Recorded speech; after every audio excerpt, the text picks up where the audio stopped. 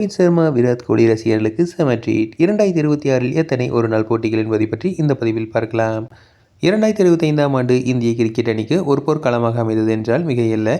Champions trophy வெற்றி, இங்கிலாந்துக்கு எதிரான ஒயிட் வாஷ் வெற்றி, தென்னாப்பிரிக்காவுக்கு எதிரான தொடர் வெற்றி என இந்திய அணி கலக்கி எடுத்துள்ளது. குறிப்பாக ரோஹித் சர்மா மற்றும் விராட் கோலி ஆகிய இரு ஜாம்பவான்களும் விமர்சகர்களின் வாயை அடைக்கும் வகையில் அபாரமான ஆட்டத்தை வெளிப்படுத்தியுள்ளனர். டெஸ்ட் மற்றும் T20 போட்டிகளில் இருந்து ஓய்வு பெற்றுவிட்ட இந்த இரு ஜாம்பவான்களும் இனி ஒருநாள் போட்டிகளில் மட்டுமே பார்க்க முடியும். இதனால் 2026ஆம் ஆண்டில் இவர்கள் எத்தனை போட்டிகள் விளையாடுவார்கள் என்ற எதிர்பார்ப்பு ரசிகர்களிடம் மிகுதியாக எழுந்துள்ளது. ரோஹித் மற்றும் கோலி ஆகிய இருவருமே தற்போது ஒருநாள் போட்டி வீரர்களாக மாறிவிட்டனர். இவர்கள் முழு கவனமும் 2027இல் நடைபெறவுள்ள ஒருநாள் உலகக்கோப்பை மீதுதான் உள்ளது. எனவே உடல் தகுதியை நிரூபிக்கும், ஃபார்மை தக்க வைக்கவும் கிடைக்கும் அனைத்து ஒருநாள் போட்டிகளிலும் இவர்கள் விளையாடுவார்கள் என எதிர்பார்க்கப்படுகிறது. 2026ஆம் ஆண்டில் இந்திய அணி மொத்தம் 6 ஒருநாள் தொடர்களில் விளையாட திட்டமிட்டுள்ளது. தோராயமாக 18 போட்டிகள் உறுதி செய்யப்பட்டுள்ளன.